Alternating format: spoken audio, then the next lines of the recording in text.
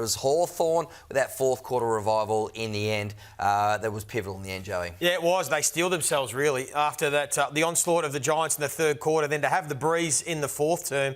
But I thought the Hawks defenders really stood up, man. That's what I loved about this team. And we talk about defence wins premierships, and it was proof again today because they just repelled everything. And they were able to take crucial intercept marks. They were able to win contests. And I'm talking about Hardwick and Sicily and Scrimshaw. They did it time and time again in that fourth term when the Giants, we know their style, they were able to get the ball from half back and they wanted to kick it long. They just wanted to win a contest or halve a contest to get out the back. But the Hawks defenders stood up. And I thought they were sensational when they were needed. Showed a bit of composure too, Hawthorn King. Oh, they did that first half. I've never seen a team kick a goal like it. It was quite frightening. And they didn't need a lot of inside 50 entries because the composure they had in tight. So he's under enormous pressure there. Both players. One finds the handball and Ginnivan's just happy to live in that environment, happy to take the snap. So from set shots, they kick 7 straight. From outside 40, they kick 5 straight. Wow. That just doesn't happen. That's unheard of. And these guys are on a roll now. They're on a roll. They're really excitable. They love the attention. They love the celebrations.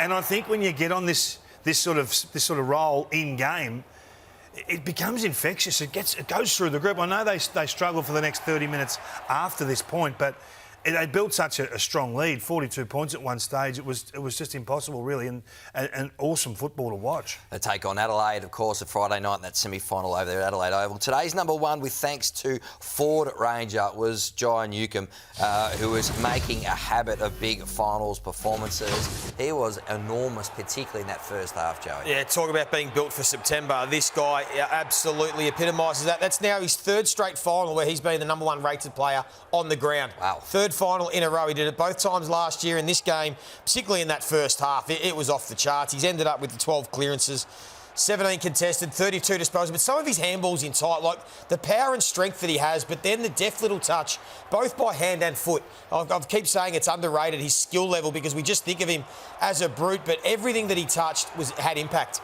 And he had the 8 score involvements as well that set up some play, and he led from the front. He's a bit thin in that midfield around him. You know, War was in there and Warple, but he did some heavy lifting, particularly in that first half when Tom Green and Callaghan were also going pretty mad. So it was a huge performance. The Giants, though, in that third quarter, I mean, they got back into the game. There was more spark around the stoppage in particular, and Josh Kelly was a super sub for them. Oh, that 13 minutes, you know, late second, early third, it was just, late third, early fourth, I should say, was unreal. They're inside the out game. This is Kelly on Warple. Warple's half asleep, and you know what? That's all you need to be.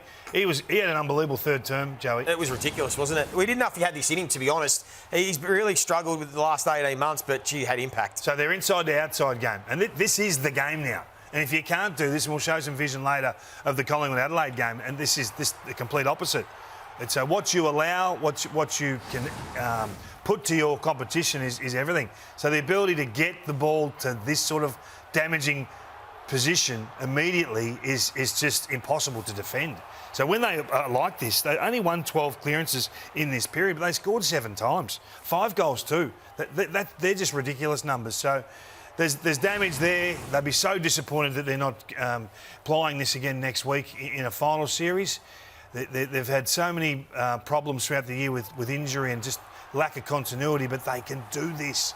I think they've got some soul searching to do, the Giants. Really head scratcher how they're out of the competition again after having all the talent in the world, really, and they've been there. They've lived in this zone. So what's the next step for them is a big challenge now. You raised it earlier about is it the right system? We've spoken a lot about the Bulldogs. Very aggressive, very attacking offensively, but they expose themselves defensively. It's a very similar profile with the Giants. You know, they love playing in shootouts and they kick 100 points, they win, but you just wonder whether they just need to find a little bit more balance in their game because it's failed the test in finals now for the last few seasons. And in the end, today summed up their whole season. They've been so inconsistent across the whole campaign. And then today, within 4 quarters, we saw the best of them and we saw the worst of them again today. So it summed up their whole year. And shattering news for Darcy Jones, who has a suspected ACL injury, which could wipe him out for up to a year. There were tears on the bench. You could see the look on the coach's face, Adam Kingsley, when he was told the news. he looked absolutely devastated. So we're thinking of him. So at this stage, the club thinking that is an ACL. We'll go back to Friday night. It was Geelong. You're saying they're now the premiership favourite, Joey. Too good for the Brisbane Lions, who, again, injuries took a significant toll on the Lions, but it was the Cats' defence, Kingy. I feel like it's been this case for two decades. Defence in the forward half of the ground. So we know what Brisbane want to do. They want to pick corridor. They want to play aggressive. We've talked about don't get zorked. So there's the first one of the day. Cut it off. Head them off at the pass. So if they want to play aggressive, you've got to make them bleed. So if they want to bite off the extreme or the arrogant or the brave, then you've got to be able to turn them around. And they did this. It was just terrific. You know, the forward half game, Brisbane don't really bleed like this. You know, intercept, they were onto it, just cutting off the switches, and as soon as they denied them that easy 20-metre lateral sort of corridor kick, then it was game on, and they just went to work. As we said, they hunted after the key playmakers of the Lions, and then the role players, you think they're role players for the Cats, but they just did it perfectly. Those wide entries didn't give Brisbane another look. Look at this. That is just inspirational. That sort of stuff. I just love watching it. So this is planning. This is okay. This is what we need to take off the opposition. In a final, can we do it? 100% we can. This is why we marvel at this group in finals, because they're ready. They don't let the opposition's best beat them. And they took out one of the Lions' main men in Hugh McCluggage. You mentioned it off the top. King with O'Sheen Mullen kept him to 14 possessions, one of his quietest games, there you go, in a couple of years since 2023. So unafraid to play that tag on one of the main guys. You hear so many coaches and teams say, we want to play our system, or we want to play our way, we want to get the game on our terms, where the Cats just try and cut the head off the snake. This is the art of coaching. You can play your system and still minimise the opposition's strengths and take it away from them. That's why Chris Scott is the best coach in the league. It was interesting to see he'd only been tagged 2 or 3 times this year, McCluggage, and had struggled when he'd been sat on. So it was a great ploy and it had a huge impact on the game. The thing that's the hardest to beat with Geelong is the way they move the ball. Now, we talked about it on our first crack during the week, the preview. If you can picture a river and a rock in the middle of it, you've got to choose going around one way or the other. This is how they get their outnumber. See the redundant lines on the left of screen there? They kick it over the top, and already they've got at least +1. And then they work. So they're already goal side, and then they charge. All of a sudden, now you've got a 3-on-1. A 4-on-1 if you don't want to add Manor at the top. And then you get Holmes with that driving 60-metre dart that he's got. But they just are predictable. It's long, wide, quick. So you can just see what's happening. Look at Smith. This is what we're talking about when you know that you're going wide down the line. You're not coming back into the corridor. So don't commit to the corridor. Get out wide and get there and create an outnumber. Dangerfield knows what's happening.